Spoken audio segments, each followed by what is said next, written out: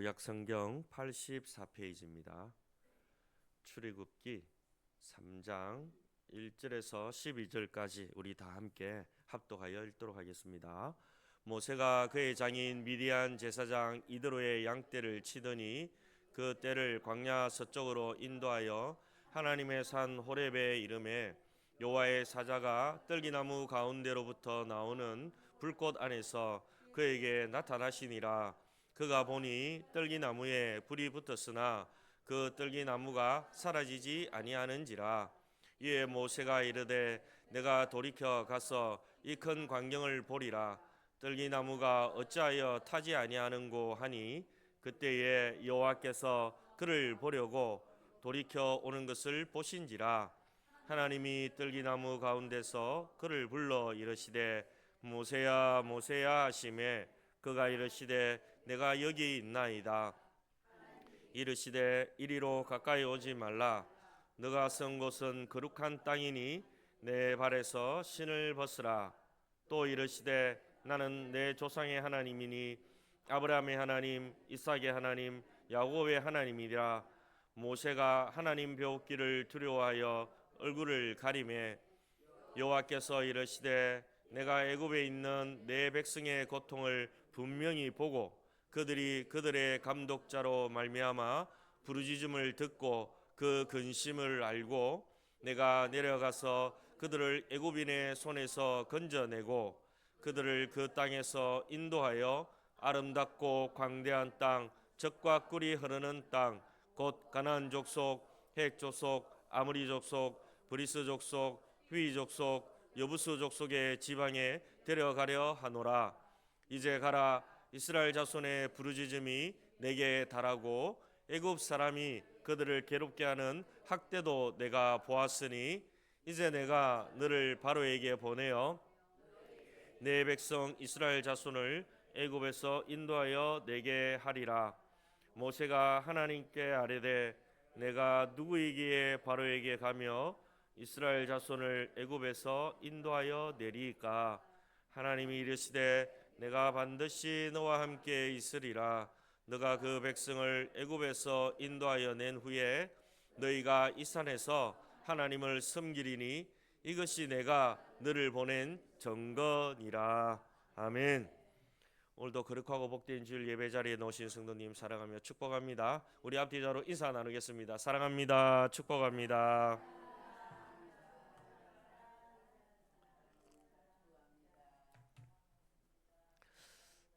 오늘은 하나님의 부르심이라는 제목으로 말씀을 전하도록 하겠습니다. 우리가 인생을 살아가다 보면 여러 가지 순간들을 맞이하게 됩니다. 어떨 때는 기쁜 일을 맞이하기도 하고 어떤 일 때는 좀 슬프고 아픈 일을 맞이할 때도 있죠. 그러나 그 모든 순간 가운데서 우리가 가장 중요하게 여겨야 할 순간이 있는데 그 순간은 바로 하나님의 부르심의 순간입니다.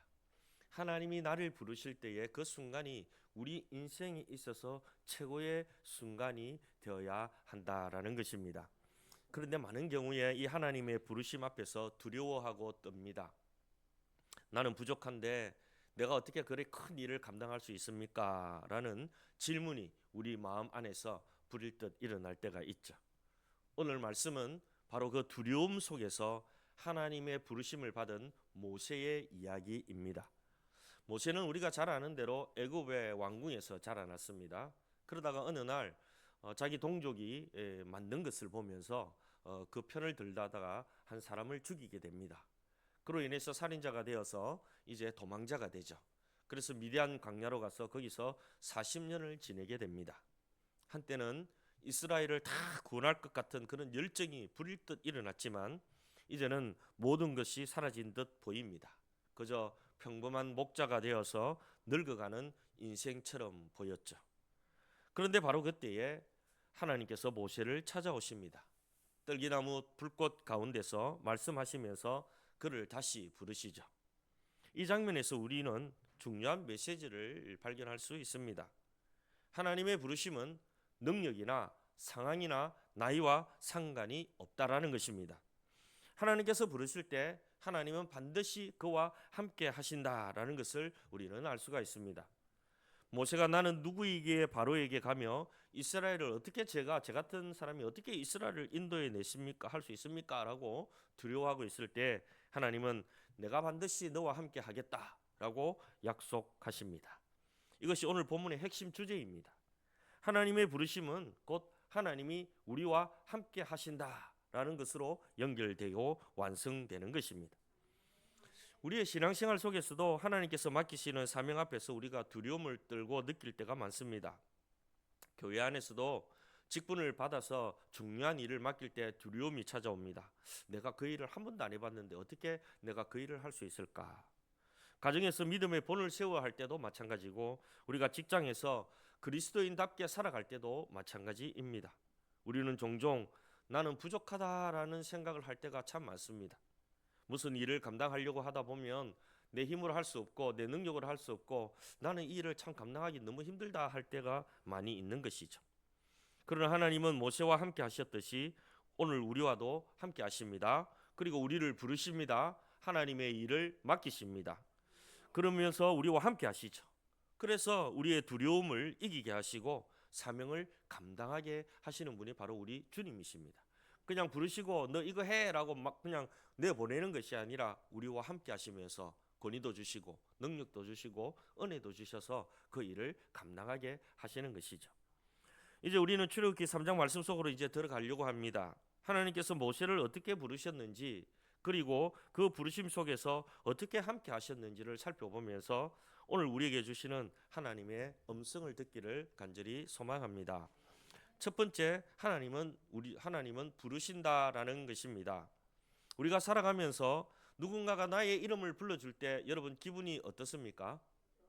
좋죠. 그냥 야 누구시 그냥 이름 말고 야 누구야 막 아니면 막 그렇게 막 부르는 것보다는 순자씨, 말자씨, 철령씨 이래 부르는 것이 훨씬 좋죠. 그렇다고 목사님한테 철령씨 이러면 안 됩니다.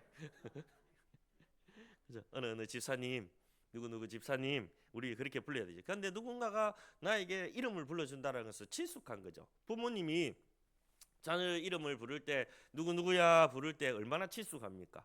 근데 다른 사람이 이름 불러줄 때랑 부모님이 불러줄 때랑 이름이 또 부르는 이름의 그게 틀리겠죠.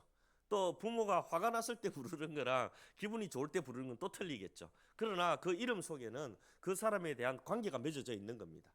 그죠? 관계가 맺어져 있고 그 관계 속에서 우리는 친숙함을 누릴 수 있게 되는 것이죠. 그런데 그 이름을 하나님이 직접 불러주신다라면 여러분 어떻게 될까요? 하나님께서 여러분의 이름을 부르신다면 여러분의 마음은 어떨까요? 좋겠죠. 엄청나게 기쁘겠죠. 그런데 많은 사람들이 그 하나님의 나를 부르시는 음성을 잘 듣지를 못합니다. 하나님은 매일매일 부르십니다. 여러분 매일매일 불러요. 같이 있고 싶어가지고 눈만 뜨자마자 누구야 함께 하자 막 그래 하거든요. 오늘 본문 4절에 보면 이렇게 말씀합니다. 같이 있습니다. 여호와께서 그가 보려고 돌이켜 오는 것을 보신지라 하나님이 떨기나무 가운데서 그를 불러 이르시되 모세야 모세야 하심에 그가 이르되 내가 여기 있나이다. 아멘. 모세는 호렙산에서 양을 치다가 갑자기 꺼지지 않는 떨기나무를 불은 타고 있는데 나무가 타지 않는 그는 떨기나무를 보게 됩니다. 이상한 광경을 보고 보통 불이 나면 나무가 타잖아요. 타고 떨어지잖아요. 그런데 불은 붙었는데 나무가 타지 않고 있는 겁니다. 그래서 가까이 가보니까 그 가운데서 하나님께서 모세를 부르시는 것이죠. 모세야 모세야. 그것도 두 번이나 이름을 부르시는 하나님의 음성을 듣게 됩니다. 이것은요 아주 친밀하고 강력한 부르심입니다. 여기서 중요한 것은 하나님이 모세의 이름을 부르셨다라는 사실입니다. 하나님은 지금 모세는 어떤 상황입니까? 모세는 살인자가 되었어. 도망자가 되었어. 그냥 평범하게 나이 먹어가는 6, 70, 80을 향해 나아가는 늙은 그는 목자입니다. 아무것도 할 수 없는 그냥 양만 치는 평범한 목자예요. 그런데 하나님이 모세야 모세야 이름을 부르십니다. 이것은요 모세 하나님 불러가지고 모세에게 너 옛날에 왜 살인했어? 과거를 묻는 게 아닙니다. 그리고 실패를 묻지도 않았습니다. 덜추지 않았어요. 오히려 지금 있는 그 자리에서 하나님은 그의 이름을 불러주고 있다라는 겁니다. 성경에서 이름을 부른다라는 것은 단순한 호칭이 아닙니다. 잘 기억하셔야 돼요. 성경의 이름을 부를 때는 이유가 있습니다. 하나님께서 그것은 존재를 인정하고 하나님과의 관계를 맺으면서 하나님이 그에게 뭔가 사명을 맡길 때 이름을 부르십니다. 이름을 불러요. 하나님은 모세를 잊지 않고 있었어요. 광야 40년에 보낸 그를 여전히 기억하고 계셨고 다시 불러내셨습니다. 사람들은 아마 왕궁에 있던 모세가 사람을 죽이고 도망자가 되어서 40년 동안 사라졌을 때 그 이름을 잊어버렸을 겁니다. 그러나 우리 하나님은 잊지 않고 있었습니다. 모세를 부르셨던 하나님은요, 모세의 실수로, 모세의 잘못으로 40년 동안의 그 아픔을 겪고 있지만 하나님은 다 보고 있었다라는 겁니다. 여러분, 하나님의 부르심은 특별한 사람에게만 주어지는 것이 아니다는 사실을 아시기 바랍니다. 하나님은 평범한 자리에서 우리의 이름을 부릅니다. 혹시 여러분 가정에서 우리 집사님들이나 성도님들은 설거지하다가 하나님의 부르심을 받을 수 있어요. 빨래하다가 부르심을 받을 수 있고, 우리가 직장생활하다가 부르심을 받을 수 있고, 길을 걷다가도 부르심을 받을 수 있습니다. 평범한 자리에서 하루의 일과생활 속에서 우리는 하나님의 부르심을 받게 된다라는 것이죠. 우리가 실패했을 때도, 우리가 잊혀졌다고 느낄 때도, 모든 사람이 나를 모른다 할 때도 하나님은 여전히 자기가 선택한 자를 부르고 계십니다. 이것이 오늘 본문에 주는 핵심 메시지입니다. 하나님은 우리의 이름을 부르시며 새로운 사명을 주신다라는 겁니다. 하나님은 여러분을 잊지 않습니다. 여러분이 실수하고 잘못해도 하나님은 계속해서 여러분을 주목하고 계십니다. 여러분을 찾고 계십니다. 여러분을 부르고 계십니다. 거기에 우리는 응답해야 되겠죠. 성경은 이런 부르심의 이야기를 반복해서 보여주고 있습니다. 아브라함은 갈대아 우르에서 하나님의 부르심을 받아 민족의 조상이 되었습니다. 사무엘은 어린 시절 성전에서 하나님의 음성을 듣고 선지자가 되었습니다. 신약에서 베드로는 배 위에서 고기를 잡다가 하나님의 부르심을 받았습니다. 나를 따라오라, 내가 너희로 사람을 낚는 어부가 되게 하리라. 어부의 일을 감당하고 있을 평범한 자리에 있을 때 하나님은 불렀습니다.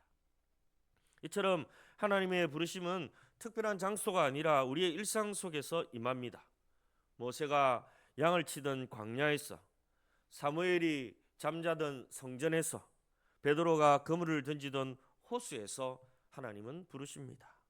오늘도 하나님은 우리의 평범한 자리에서 저와 여러분을 부르십니다. 사랑하는 여러분, 혹시 지금의 삶이 너무 평범하고 때로는 무의미하게 느껴지시는 분이 계십니까?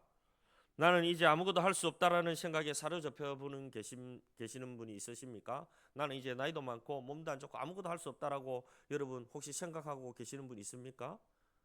하나님은요, 오늘 얘기했잖아요. 상황 필요 없습니다. 나이 필요 없습니다. 하나님의 부르심은요, 우리 죽을 때까지 하나님 우리 부르십니다.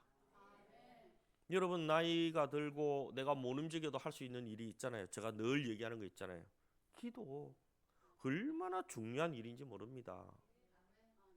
병상에서도 기도하고 얼마나 중요한지 모릅니다. 우리는 하나님이 우리를 그렇게 부르시는 거예요. 하나님의 나라와 영광을 위해서 젊었을 때는 뛰어다녀야 되겠죠. 전도도 하고 열심히 뛰어다녀야 됩니다. 주님을 위해서 충성하고 헌신해야 돼요. 그러나 나이가 들고 이제 내가 그런 일을 할 수 없을 때는 다른 일을 감당해야 되는 겁니다. 그 일은 예배 자리를 지키고, 그리고 내가 예배 자리까지 못 지키고 병상에 있을 때는 그곳에서 기도하고, 주의 몸된 교회를 위해서 기도하고, 목사님을 위해서 기도하고, 성도들을 위해서 기도하고, 자녀들을 위해서 기도하고, 병상에서 그렇게 기도하다가 주님 부르심 받으면 얼마나 행복합니까? 그 일이 하나님의 일이에요. 모든 것이 하나님의 일이다 말입니다. 그런데 많은 사람들은 이제 난 아무것도 못해요. 바빠서 못하고, 돈이 없어서 못하고, 힘이 없어서 못하고, 그러면 하나님 일을 아무것도 못합니다. 그러나 하나님은 부르세요. 우리를 쓰려고, 나이가 많아도 불러가 쓰려고 자꾸 부르세요. 그러니까 우리는 그 부르심에 순종하면 되는 것입니다. 그러면 놀라운 일들이 일어나게 되어져 있습니다. 그러므로 여러분 모두 하나님의 부르심에 귀 기울이시기 바랍니다. 그 부르심은 여러분을 회복시키고 새로운 길로 인도하시는 겁니다. 하나님은 여러분을 잊지 않고 계십니다. 여러분의 이름을 알고 계시고 지금도 부르고 계십니다. 그러므로 여러분 모두 그 음성에 귀를 기울이시고 순종하시기 바랍니다. 주여 내가 여기 있나이다. 모세야 모세야 불렀을 때 모세가 주님 내가 여기 있습니다 했던 것처럼 하나님이 여러분을 부를 때 여러분 주님 제가 여기 있습니다. 무엇을 시키려고 그러십니까? 저는 종입니다 하고 하나님의 음성에 귀를 기울여야 하는 것입니다. 하나님은 오늘도 여러분 속에서 속삭입니다. 누구누구야 함께 하자라고 부르십니다. 여러분 날마다 그 음성을 들을 수 있는 은혜가 있기를 주의 이름으로 축복합니다. 두 번째, 하나님은 부르실 뿐만 아니라 보내신다라는 겁니다. 불렀을 때는 이유가 있습니다. 옛날에 어린아이들 막 뛰어놀다가 밤에 막 놀고 있어도 저녁에 김 모락모락 오고 엄마가 누구누구야 밥 먹으라 이러면 아들 이름 부르면 엄마가 부르는 이유는 뭡니까? 밥 먹으라고, 묻고 놀으라고 부르잖아요. 그렇처럼 하나님도 우리를 부르실 때는 하나님의 목적이 있습니다. 그것을 우리를 이 세상으로 보내시기 위해서 부르신다라는 겁니다. 자기의 뜻을 이루기 위해서 보내신다라는 겁니다. 하나님께서 우리를 부르실 때는 단순히 이름만 부르는 것이 아닙니다. 그 부르심은 곧 보내심으로 이어집니다. 모세가 떨기나무 앞에서 하나님의 음성을 들었을 때에 하나님은 그를 애굽으로 보내어 이스라엘을 인도하라라고 말씀합니다. 우리도 마찬가지입니다. 하나님은 교회 안에만 이렇게 머물러 있게 하는 것이 아니라 가정으로, 직장으로, 세상 속으로 하나님은 보내십니다. 그곳에서 하나님의 뜻을 이루도록 하나님은 하시는 것이죠. 따라서 출애굽기 3장 10절은 우리에게 이렇게 말씀합니다. 같이 읽습니다. 이제 내가 너를 바로에게 보내어 너에게 내 백성 이스라엘 자손을 애굽에서 인도하여 내게 하리라. 아멘. 중요한 말씀입니다. 이 말씀은 하나님이 모세를 부르신 다음에 사명을 주시는 아주 중요한 말씀입니다. 내가 너를 바로에게 보내어. 하나님 모세를 단순히 불러 세운 것이 아니라 분명한 사명을 주신 것이죠. 바로에게 가서 이스라엘을 인도하라라는 겁니다. 모세는요 도망자의 신분입니다. 그리고 애굽으로 돌아간다라는 것은요 목숨을 걸어야 하는 일입니다, 여러분. 왜? 애굽의 왕자로 있다가 사람을 죽이고 살인자가 되어서 도망쳤거든요. 그런데 사람들이 잊을 수도 있는 사람이 잊지 못하는 사람들도 있을 거예요. 그 살인자 가족들은 안 잊을 거 아닙니까? 살인당한 가족들은 잊지 않을 거 아니에요. 그러니까 그걸로 돌아간다는 것은요 목숨을 걸어야 하는 일입니다. 그러나 하나님은 그를 보내십니다. 참 희한하죠. 막 다른 곳으로 좀 보내면 좋겠는데 내가 가장 가기 싫은 곳으로 하나님 보내신다고요. 여기서 중요한 것은 하나님의 부르심은 보내심으로 이어진다는 겁니다. 하나님은 우리를 단순히 위로하고 세워주시는 분만 아니라 세상 속으로 파송하는 분이십니다. 모세가 애굽으로 가야 했던 이유는 단순히 정치적 해방이 아니라 하나님의 백성을 구원하시고자 하는 하나님의 계획 때문입니다. 하나님이 애굽에 종되어 있던 이스라엘 자기 백성들을 구원하여 가나안 땅 약속의 땅으로 하나님이 아브라함에게 약속했던 그 약속의 땅으로 이끌어 가시기 위한 하나님의 계획 속에 모세를 부르신 것입니다. 하나님은 모세를 통해 이스라엘을 인도하고 하나님의 언약을 이루어 가시는 것이죠. 본문에서 보내다라는 이 말은 히브리어로 샬라흐라는 동사입니다. 이 말 속에는 강력한 파송의 의미를 담고 있습니다. 하나님은 모세를 그냥 떠미로 보내는 것이 아니라 권위와 사명을 주셔서 부여하신 것이죠. 역사 속에서도 하나님의 보내심을 따라간 사람들이 참 많습니다. 잘 살고 있는데 하나님의 부르심을 받았죠. 윌리엄 캐리는 평범한 구두 수송공이었습니다. 하지만 하나님의 보내심을 따라 인도로 가게 되고요. 그는 거기서 하나님께 큰 일을 기대하라, 하나님을 위해 큰 일을 시도하라는 믿음으로 선교의 길을 열어서 놀라운 건교의 선교의 아버지가 됩니다. 우리나라에도 언더우드나 알펜젤로 같은 젊은 선교사들이 하나님의 보내심을 따라 이 조선 땅에 와서 목숨을 걸고 복음을 전했습니다. 그들의 순종이 오늘날 한국 교회의 뿌리가 되기도 했습니다. 이처럼 하나님의 보내심은 두려움과 위험이 동반되지만 그 길은 결국 하나님의 역사를 이루는 길이다라는 겁니다.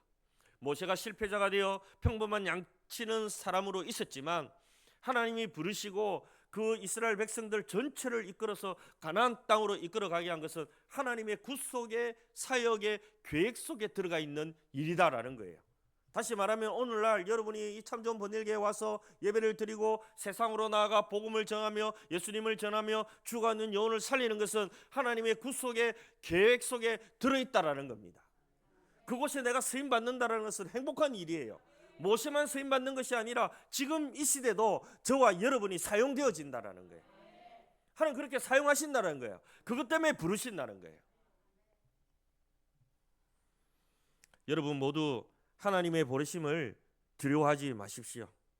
하나님은 여러분을 통해 가정을 변화시키고 직장을 변화시키고 이 땅을 변화시키기를 하나님은 원하고 계시는 것입니다. 중요한 것은 우리의 능력이 아니라 하나님의 보내심에 순종하는 겁니다. 모세는 가장 가기 싫어한 애굽으로 가야만 했어요. 그러나 하나님의 말씀이었고 하나님의 뜻이었습니다. 여러분이 가장 가기 싫은 곳이 어디십니까? 여러분이 가장 가기 싫은 그곳에 하나님 만약에 보내신다면 여러분은 가야 합니다. 순종해야 합니다. 내 생각, 내 뜻 내려놓고 하나님이 가서 복음 전하라면 그곳에 전해야 합니다. 그곳이 가정일 수도 있고 그곳이 원수가 될 수 있고, 그러나 우리는 가야 합니다. 우리는 종이기 때문에 그렇습니다. 오늘 말씀을 통해 우리가 붙들어야 할 소망은 이것입니다. 하나님은 나를 부르시고 보낸다라는 겁니다. 그것은 두려움이 아니라 바로 사명이다라는 겁니다. 여러분 모두가 하나님의 보내심에 응답하여 세상 속에서 하나님의 뜻을 이루어 나가는 그는 복된 삶이 되시기를 주의 이름으로 축복합니다. 하나님은 이렇게 평범한 모세를 부르시고 실패자였죠. 어떻게 보면 살인자였죠. 그를 부르시고 사명을 주셔서 보내시는데 그냥 보내시지 않습니다. 야 와서 너희 일하고 일만 시키는 분이 하나님이 아니십니다. 하나님은 부르시고 보내시고 함께 하시는 분이십니다. 하나님이 함께 한다는 것은 하나님의 능력과 권세를 주셔서 그 일을 이루게 하신다라는 것이죠. 세 번째, 하나님이 함께 하신다라는 겁니다. 하나님께서 우리를 부르시고 보내실 때 가장 큰 두려움은 내가 이 일을 할 수 있을까? 내가 과연 그 일을 맡아서 할 수 있을까라는 마음이죠. 모세도 바로 앞에 서야 한다는 사명을 받았을 때에 두려웠습니다. 여러분 그냥 일반 사람 앞에 서는 것이 아니라 그 시대의 가장 강력한 나라 애굽의 왕 앞에 서는 겁니다. 쉬운 일이 아닙니다. 죽을 수도 있습니다. 갑자기 어디서 저 양치던 할아버지 나이 묵은 사람이 와가지고 내 백성 데리고 가야 되니까 내놓으세요. 그 말이 됩니까 여러분? 죽습니다. 죽어. 왜요? 애굽에 지금 이스라엘 백성들이 종으로 수백만 명이 살고 있는 것은요 애굽 사람들의 종이에요. 무슨 말인지 아시겠죠? 그러니까 애굽은 지금 누리고 있는 겁니다. 이 종들을 먹이고 살리도 있지만 이 종들을 일을 시키잖아요. 그러니까 편안하게 살고 있는 거예요. 그런데 그 종들이 나가면 이제 자기네들이 해야 되니까 내보내주겠습니까? 안 내보내주죠. 그러니까 이 모세는 잘못하면 죽을 수도 있는 거예요. 그런데 그 자리에 가야 된다는 거예요. 그렇게 두려워 떨고 있을 때 하나님은 그렇게 말씀하죠. 내가 반드시 너와 함께 있으리라. 이 약속은 모세만을 위한 것이 아닙니다. 오늘 이 시대 이 세상으로 내보내시는 하나님, 우리를 파송하시는 하나님은요 똑같이 우리에게 말씀합니다. 내가 너와 함께 하겠다고. 그러니까 우리는 두려워할 이유가 없는 것입니다. 하나님께서 함께 하시고 그리고 우리에게 힘과 용기를 주시기 때문에 그렇습니다. 오늘 본문 12절 같이 읽겠습니다. 하나님이 이르시되 내가 반드시 너와 함께 있으리라. 너가 그 백성을 애굽에서 인도하여 낸 후에 너희가 이 산에서 하나님을 섬기리니 이것이 내가 너를 보낸 증거니라. 아멘. 모세는요 자기의 부족함을 하나님 앞에 늘 토로했죠. 나는 말도 어눌하고요, 나는 아무것도 할 수 없고요. 계속 변명합니다. 안 가려고. 하나님은 부르시고 보내시는데 자기는 안 가려고 계속 변명해요. 그런데 하나님이 계속 얘기하죠. 내 지팡이도 준다. 봐라, 이 손도 이어가지고 막 그런 기적도 일으키고 애굽에 물 떠가가지고 나일강에 물 떠가가지고 폈을 때 피가 되고 막 그런 기적의 증거들을 보여줘도 계속해서 나는 못합니다. 나는 못합니다. 그때 하나님이 얘기하죠. 내가 너와 함께 하겠다. 모세의 능력을 묻는 게 아닙니다. 지금 모세는 아무것도 할 수 없는 그냥 살인자예요. 그런데 하나님이 불러서 서실 때는 능력을 주셔서 서겠다라는 거예요. 하나님의 능력이 나타나게 해가지고 기적을 보여줘서라도 내가 너를 쓰겠다라는 겁니다. 여기서 핵심은 하나님의 함께 하심이 사명의 보증이다라는 겁니다. 모세는 내가 누구이기에라는 질문을 던져요. 그러나 하나님은 내가 누구냐라가 아니라 내가 너와 함께 하겠다라는 겁니다. 너가 뭐 어떤 사람이든 상관이 없다. 내가 너와 함께하면 너는 나의 일을 감당할 수 있다라는 겁니다. 본문에서 반드시 너와 함께 하겠다 할 때 이 말 반드시 아주 중요합니다. 히브리어로 강한 확신을 나타내는 말을 쓸 때 이 말을 써요. 옛날 성경에는 정령이라고 되어져 있습니다. 정령 내가 너와 함께 하리라. 그러니까 하나님은 단순히 내가 함께 할 것이다 라는 말씀이 아니라 이 말씀은 그것보다 더 큰 말씀입니다. 내가 너와 함께 하기 때문에 너는 두려워하지 말라 그 말이에요. 이 정령이란 반드시란 말이 옛날에 그 말이에요. 뭐 때문에 내가 너와 함께 하기 때문에 너는 두려워할 이유가 없다라는 겁니다.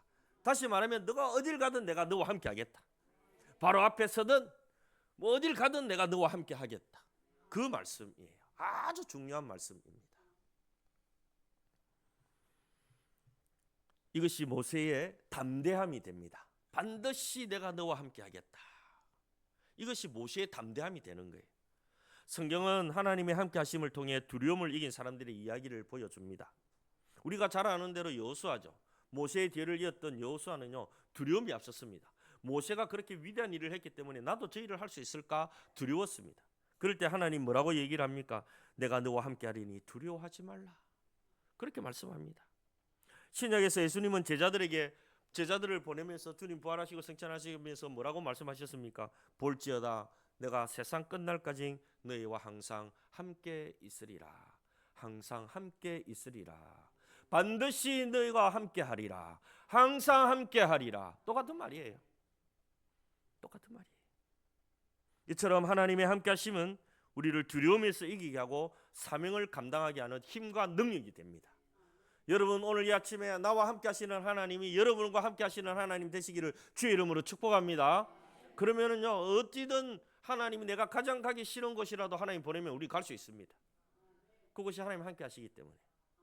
그래서 많은 여러분 이해가 됩니까? 우리 선교사님들도 보세요. 여성의 몸으로 그 나이에 어떻게 이슬람 쪽에 들어가서 혼자서 그렇게 복음을 전하고 있습니까? 목숨 걸고 하는 거예요. 왜? 하나님이 함께 하신다는 것을 믿기 때문에 그렇습니다. 어려움도 많습니다. 힘듦도 많아요. 그 나라에서 이방인이 되어서 살아간다는 게 쉬운 일이 아닙니다. 그렇다고 물질이 많은 것도 아니고 늘 하나님의 공급하심이 아니면 못 살아갑니다. 그런데 몇 년째 가서 복음을 전하고 있잖아요. 그것뿐입니까? 동남아 지역의 산 깊은 곳에까지 들어갔어. 자기의 인생을 내려놓고 복음을 전해가 교회를 세우고 학교를 세우고 어마어마한 도시를 만들어내는 선교사님들도 많습니다. 우리나라에 그렇게 많은 선교사님이 들어왔다면 이제 우리나라에서 수많은 사람, 우리나라 세계 선교 2위입니다. 미국이 1위고 곧 따라잡을 수도 있습니다. 그만큼 우리나라가 복받는 이유가 그렇게 수많은 사람들이 하나님의 부르심에 따라 선교나. 여러분 선교사님만 하나님 부르심 받았습니까? 아닙니다. 여러분 모두 예수 그리스도를 믿고 하나님의 자녀가 되는 순간 여러분은 하나님의 부르심을 받은 사명자들입니다. 너는 나를 전하라는 겁니다. 내가 너를 만났으니 너는 나를 전하라는 겁니다. 그래요. 내가 너와 함께 하겠다. 항상 너와 함께 하겠다. 그러니 너는 온 세상에 나가 아직도 하나님을 알지 못하고 예수 그리스도를 알지 못하는 자들에게 전해라라는 겁니다. 내가 너와 함께 하겠다. 복음 전하는 게 두렵습니까? 담대함을 가지시기 바랍니다. 내 안에 나와 함께 하시는 하나님이 계시면요 우리는 담대함을 가질 수 있습니다. 뭐 전도지 하나 주면서 예수 믿으세요. 뭐가 부끄럽습니까? 죽어가는 영혼 살리는데 천국 데려가는데 뭐가 부끄럽습니까? 더 당당해야 되죠. 오히려 그 사람들이 미안해해야 되죠. 자기를 살리는데 돈 하나 안 주고 살려주는데 당당하십시오.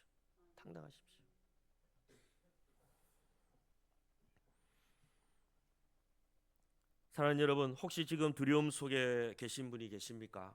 하나님의 부르심 앞에 두려워서, 보내심 앞에 두려워서 아무것도 하지 못하고 멈춰 있는 분이 계십니까? 나는 부족하고 나는 아무것도 할 수 없다는 생각에 사로잡혀 있는 분이 계십니까? 그건 하나님은 오늘도 말씀합니다. 내가 반드시 너와 함께 있으리라. 여러분 모두 이 약속을 붙드시기 바랍니다. 가정에서, 직장에서, 교회에서, 세상 속에서 하나님은 여러분과 함께 하십니다. 하나님의 능력, 우리의 능력은 부족하지만 하나님의 함께 하시면 항상 하는 거예요. 늘 우리 속에 함께 하고 있기 때문에 그렇습니다. 그러므로 여러분 모두 하나님의 함께 하심을 믿고 담대하게 나아가시기 바랍니다. 두려워하지 마십시오. 세상을 두려워할 이유는 없습니다. 우리는 담대해야 합니다. 하나님은 여러분을 통해 하나님의 뜻을 이루시기 때문에 그렇습니다. 말씀을 정리합니다. 오늘 우리는 출애굽기 3장 1절에서 12절 말씀을 통해서 분명한 하나님의 메시지를 들었습니다. 하나님은 모세를 부르시고 보내시며 함께 하시겠다고 약속하셨습니다. 이 세 가지는 단순히 모세의 이야기만이 아니라 오늘 이 시대를 살아가는 우리에게 동일하게 주시는 하나님의 약속이기도 합니다. 모세는 실패자였습니다. 살인자였습니다. 애굽 사람을 죽이고 도망쳐 광야에서 40년을 살았습니다. 그러나 하나님은 그를 잊지 않고 있었습니다. 그리고 그의 이름을 불러주셨습니다. 그리고 그를 애굽으로 보냈습니다. 모세는 두려웠지만 하나님은 내가 반드시 너와 함께 있으리라 약속하셨습니다. 결국 모세는 하나님의 부르심과 보내심 그리고 함께 하심 속에서 위대한 출애굽의 역사를 이루는 시발점이 되었던 것입니다. 그러므로 여러분 모두 오늘 이 말씀을 마음에 새기시기 바랍니다. 하나님은 여러분을 부르십니다. 여러분의 이름을 알고 계십니다. 그리고 여러분을 세상 속으로 보내십니다. 가정으로, 직장으로, 교회로, 세상으로 보내십니다. 그 길은 때로 두렵고 힘들 수 있습니다. 그러나 하나님은 반드시 여러분과 함께 하십니다. 우리의 능력이 아니라 하나님의 함께 하심이 이 세상을 변화시킬 것입니다. 죽어가고 있는 영혼을 살릴 것입니다. 오늘 이 결론의 메시지는 은혜로운 확신으로 마무리됩니다. 하나님은 나를 부르시고 보내시며 함께 하신다. 이 핵심 속에 하나님께서 주신 사명을 담당히 감당해 나가는 저와 여러분이 되기를 간절히 소망합니다. 한번 따라합시다. 하나님은 나를 부르시고 보내시고 함께 하신다. 부르시고 보내시고 함께 하신다. 항상 이 말씀을 외치고 모세를 생각하면서 담대히 나아가는 우리 모두가 되기를 주의 이름으로 축복합니다. 오늘 말씀을 생각하며 기도하겠습니다.